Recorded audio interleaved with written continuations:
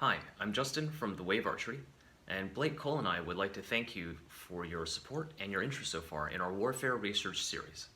Now, we've been working behind the scenes to make episode 2 something really special, and to that end, we've taken your feedback very seriously into consideration. And one of the most central criticisms of our first episode, as brought up by Matt Easton from Schola Gladiatoria and others, and thank you for this feedback, was that our arrow setup was kind of improvised. And we admit, we tried to use the resources that we had on hand to film our first episode. So, but we really want to up our arrow game for this episode 2.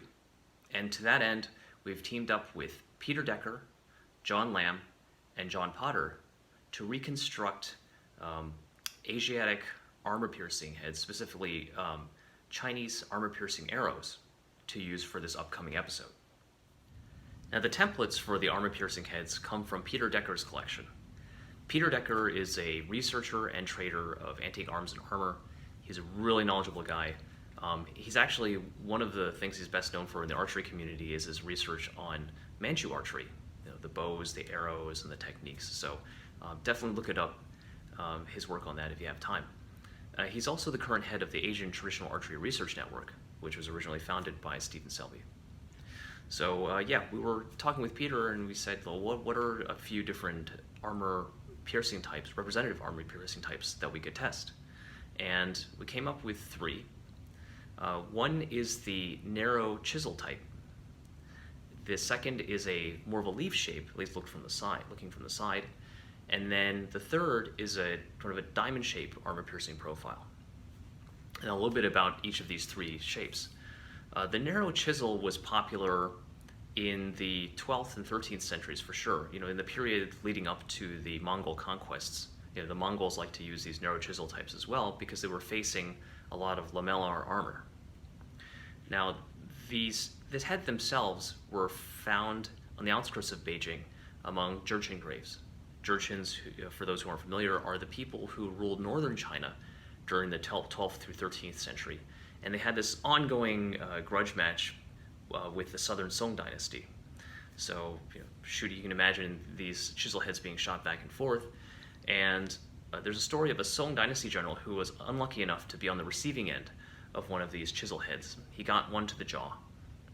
And the story goes is that the doctor had to pry away his teeth and chip away his jawbone in order to extract that arrowhead from his face. So that looks like a particularly nasty one, and we're looking forward to testing that on armor in the upcoming episode. Now, the second and third ones resemble arrowheads that can be found in Ming Dynasty military manuals. In particular, the second one is a leaf-shaped Meijin Jian. So that's an eyebrow needle head, the kind of artistic name for that. But it's got a leaf-shaped profile and a rhomboid cross-section. So that we anticipate that would be good for armor piercing. And then the third type is a Tojiadre or a Diangang Jian. That is a diamond-shaped profile, but it also has a rhomboid cross-section. So again, we anticipate that would be good for armor piercing as well.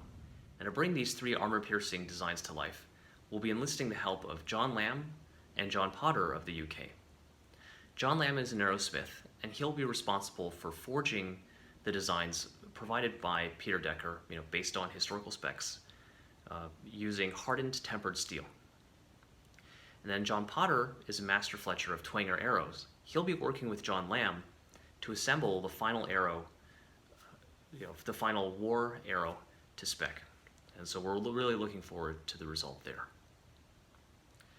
Now, because of the expertise that we're enlisting and because of the craftsmanship that will be involved in reviving these historical designs, it's not going to be cheap, and we would really, really love your support in making this happen. Again, we've listened to your feedback, and we're really trying to up our arrow game for episode 2 here. And so if you'd like to be part of this, helping us make this happen, then please consider donating to the Warfare Research Series at patreon.com/thewavearchery.